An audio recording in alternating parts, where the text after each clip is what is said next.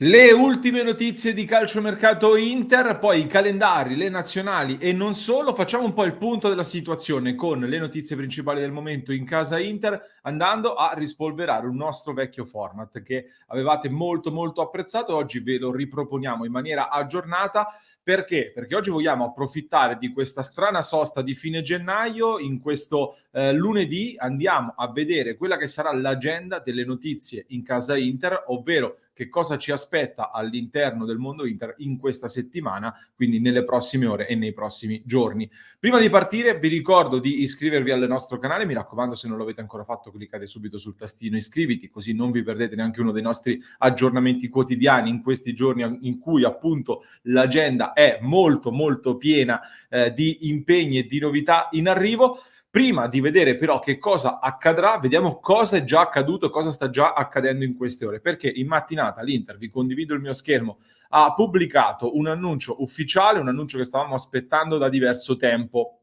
Quindi l'Inter ha ufficialmente comunicato l'emissione di un nuovo bond da 415 milioni di euro complessivi in scadenza nel 2027.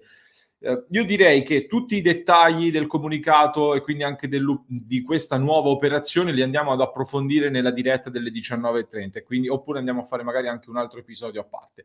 In questo episodio mi limito a rispondere a quelle che sono le principali domande che ho visto fare all'interno del gruppo Telegram, nel club di Passione Inter, ed in particolare andiamo a sottolineare i due punti fondamentali di questa comunicazione. La prima: questa operazione non comporta, almeno nell'immediato, sostanziali differenze per quello che può interessare, diciamo così, al tifoso interista normale, mettiamolo tra virgolette, perché, come aveva anticipato Antonello, si tratta di una ristrutturazione del debito in scadenza nel 2022 che non ha impatti sulla gestione ordinaria e sportiva, come viene ribadito poi anche nel corso del comunicato.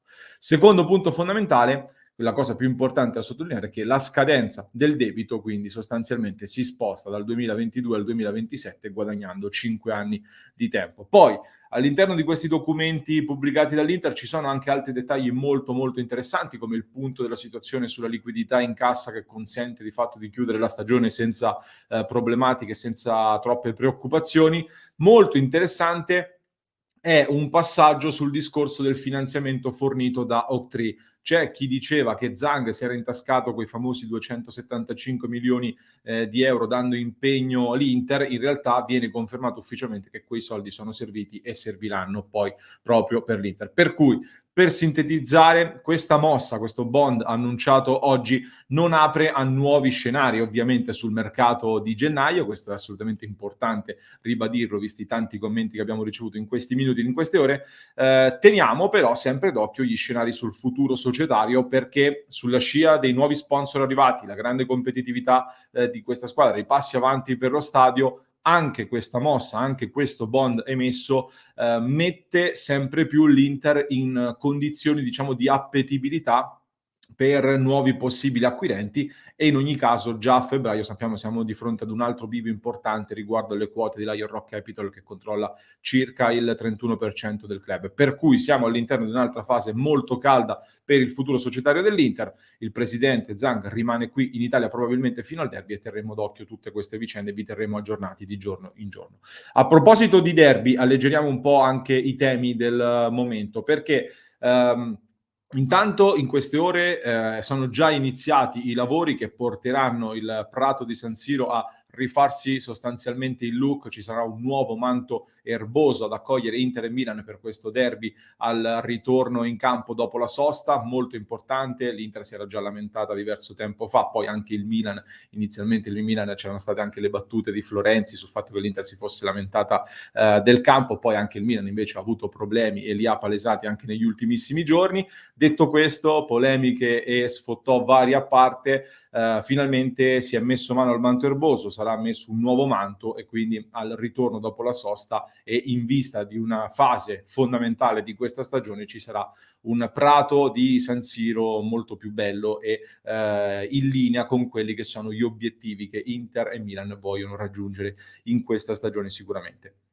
A proposito sempre di derby, in queste ore inoltre verrà annunciata anche data e ora ufficiale, della sfida tra Inter e Milan al ritorno dopo la sosta, appunto, come dicevamo. È molto importante sapere quando si giocherà questa partita perché in casa Inter c'è un po' di apprensione per quanto riguarda i giocatori sudamericani che saranno impegnati con le proprie nazionali all'interno di questa sosta. In particolare si parla di Mattias Vesino, Lautaro Martinez ed Alexis Sanchez, considerando che Correa, come sappiamo, è infortunato e ne avrà ancora per qualche settimana. Arturo Vidal invece è squalificato, quindi non partirà con il Cile. Di fatto i nostri tre sudamericani saranno impegnati fino alla notte tra il 1° ed il 2 febbraio, quindi il rientro in Italia di questi calciatori avverrebbe almeno il 3 febbraio e giocare il 5 o il 6 febbraio, chiaramente potete capirlo bene, vorrebbe dire avere 24 ore in più o in meno per recuperare, e sappiamo che sono ore che fanno molto la differenza nella preparazione di una gara così importante, lo abbiamo visto anche nel derby, per fare un esempio, di un anno fa.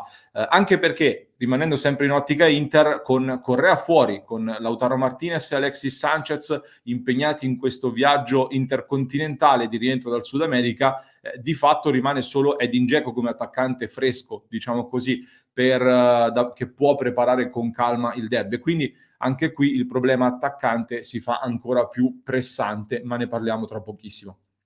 A Milano nel frattempo rimane comunque il gruppo quasi al completo, perché di fatto al di là dei sudamericani partiranno solo 2 italiani, ovvero Bastoni e Barella, che saranno a disposizione di Mancini per questo stage, per cui Inzaghi avrà modo di lavorare con gran parte del gruppo. È già stato predisposto, come dicevamo la scorsa settimana, si riprenderà con gli allenamenti da mercoledì, ci sarà un lavoro molto specifico sui singoli calciatori per cercare di mettere ognuno nelle migliori condizioni possibili di crescere a livello di condizione fisica, fare un lavoro specifico per affrontare poi la volata finale di questa stagione. Sempre nelle prossime ore, invece, in particolare nella giornata di martedì, è atteso molto probabilmente l'annuncio ufficiale sulla squalifica di Nicolò Barella in Champions League. Chiaramente sappiamo, lo ricordiamo, Barella è stato espulso in occasione dell'ultima gara del girone di Champions in casa del Real Madrid a causa di quella reazione al fallo subito da Militao e rischia 1 o 2 giornate di squalifica, che vorrebbe dire saltare o l'andata oppure sia l'andata che il ritorno degli ottavi di finale di Champions contro il Liverpool. È atteso un annuncio che stiamo attendendo con veramente con grande apprensione, e anche da qui passa poi, come dicevamo, il lavoro che verrà fatto sui giocatori individualmente. Si farà un lavoro specifico anche su Arturo Vidal, perché allo stato attuale delle cose è Vidal il giocatore che dovrà sostituire quasi certamente Barella in questa gara importantissima per la stagione dell'Inter contro il Liverpool. Veniamo allora a parlare anche di calciomercato e di calciomercato Inter, perché sempre in queste ore è atteso il vertice di mercato che dovrebbe portare a qualche importante novità. C'è chi dice che possa avvenire già nella giornata di martedì, chi nella giornata di mercoledì. Comunque ci siamo, il mercato chiude, lo ricordiamo, lunedì prossimo alle ore 20, e quindi è il momento di arrivare ad una definizione. Innanzitutto la sensazione, come vi dicevo anche tra venerdì e sabato, è che Sensi ormai si sia convinto anche a livello mentale di andare a giocare, di farlo alla Samp, dove avrebbe il ruolo di titolare di fatto che gli può permettere di mettersi in vetrina per tornare anche in nazionale.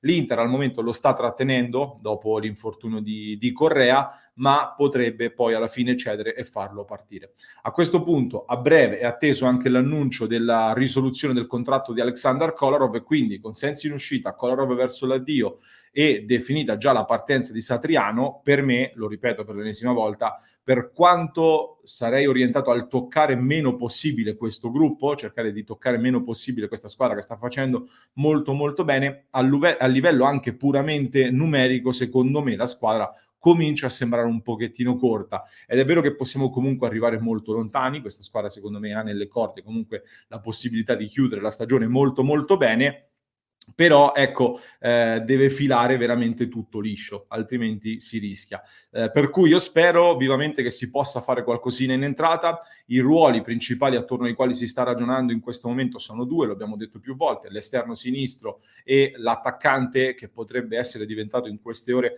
una priorità. Già venerdì vi avevamo parlato in maniera approfondita della situazione Caicedo, avevamo detto di tenere d'occhio la pista Caicedo del Genoa, con le notizie raccolte dal nostro Pietro Magnani. Oggi la Gazzetta dello Sport, ma anche altri quotidiani hanno parlato anche del possibile ritorno alla base di Eddie Salcedo, che non sta trovando spazio allo Spezia. Una soluzione che personalmente non mi convincerebbe molto, quella di riportare Salcedo per completare il reparto di attaccanti in questo momento qui. Io metto lì un'ipotesi, attenzione, magari Salcedo può diventare, chi lo sa, una pedina proprio per arrivare a Caicedo, considerando che appunto Salcedo è anche un ex Genoa e secondo me all'Inter oggi manca più che altro un vero attaccante d'area di rigore, se andiamo a vedere quelle che sono le caratteristiche dei 4 attaccanti a disposizione di Inzaghi. Altri quotidiani, infatti, a tal proposito hanno sparato poi una lunga lista di nomi, si va da destro a Kalinic, eccetera. La sensazione quindi è che per l'attaccante in ogni caso si andrà su un'ipotesi low cost da utilizzare fino a fine stagione, questo almeno è l'identikit del giocatore che l'Inter sta cercando di portare in rosa. Sull'esterno invece, sempre all'interno delle condizioni fattibili per i conti dell'Inter, si sta pensando, secondo me, probabilmente più a dei profili che potrebbero far parte anche della rosa dell'anno prossimo, non soluzioni, tra virgolette, passatemi il termine, usa e getta. Quindi c'è sempre il nome di Kostic che, da quello che risulta anche a noi, rimane un po' in prima fila per quelli che sono gli obiettivi dell'Inter per la corsia sinistra, un Inter che, come vi abbiamo detto più e più volte nelle ultime settimane, sta lavorando molto sul mercato tedesco e non è un caso che oltre a Kostic come principale alternativa si sia continuato a nominare Bensebaini del Borussia Mönchengladbach, ma in queste ore c'è chi ha lanciato anche delle notizie attorno ad Angelino, sempre dell'Ipsia, quindi confermate di fatto le notizie di cui vi abbiamo parlato noi, di un Inter molto attenta al mercato tedesco. L'Inter ci sta lavorando e dopo il vertice tra Inzaghi e i dirigenti quindi si entrerà nel vivo. Me lo auguro e spero anzi che queste voci su Vlahovic e la Juventus, in attesa di vedere se effettivamente saranno vere, potranno spingere un po' anche l'Inter a forzare un pochino, perché, ripeto per l'ennesima volta, non fare oggi un piccolo sforzo per arrivare a grandi traguardi sarebbe veramente, veramente un peccato. Chiudiamo poi con una notizia che riguarda Christian Eriksen, che a quanto pare sarebbe molto vicino al ritorno in campo con la maglia del Brentford in Premier League. Una scelta a sorpresa, ma neanche troppo, perché il Brentford è stato uno dei club tra i primi ad interessarsi a Christian Eriksen in maniera più convinta. È allenato da un tecnico danese, amico del CT della Danimarca, e potrebbe essere quindi anche una bella vetrina per andare poi al mondiale. Eriksen ha già lasciato Milano, dispiace un po' che non abbia lasciato grandi messaggi al mondo nerazzurro, né un saluto a San Siro, sarebbe stato bellissimo, però ovviamente lo aspettiamo a braccia aperte quando vorrà e soprattutto non vediamo l'ora di rivederlo in campo. Queste sono le principali notizie che ci aspettano in questa settimana, che ci porterà, come detto, alla chiusura del mercato di lunedì prossimo alle ore 20. Durante questa settimana, inoltre, a proposito di agenda degli impegni del mondo Inter, su Passione Inter vi porteremo 2 contenuti molto approfonditi che vi avevamo promesso nei giorni scorsi, che riguardano il player trading. Abbiamo portato un esperto per parlare qui sul nostro canale di che cos'è il player trading, come funziona e quali saranno poi gli sviluppi per il futuro dell'Inter attorno appunto al mondo del player trading. Per cui mi raccomando, restate connessi, iscrivetevi al canale così non vi perdete anche questi approfondimenti. Cercheremo poi di portarvi anche altri ospiti sempre qui sui nostri canali. Alle 22 invece stasera, come ogni lunedì, la lunga diretta esclusiva all'interno del club di Passione Inter su www.passioneinter.club, invece alle 19:30 come al solito diretta, come facciamo ogni giorno ormai da 2 anni a questa parte. Mi raccomando, fatemi sapere se siete arrivati fino a questo punto, se mi avete seguito fino a qui, nei commenti lasciatemi l'emoji del calendario, visto che abbiamo parlato dell'agenda degli impegni. Io chiudo ricordandovi che se volete potete sostenere il nostro progetto tramite gli abbonamenti che trovate qui sotto e grazie ai vostri abbonamenti possiamo ogni giorno portarvi nuovi contenuti e nuovi approfondimenti come quelli che andremo a pubblicare appunto nei prossimi giorni. Mi raccomando, vi aspetto nei commenti e in diretta alle 19:30.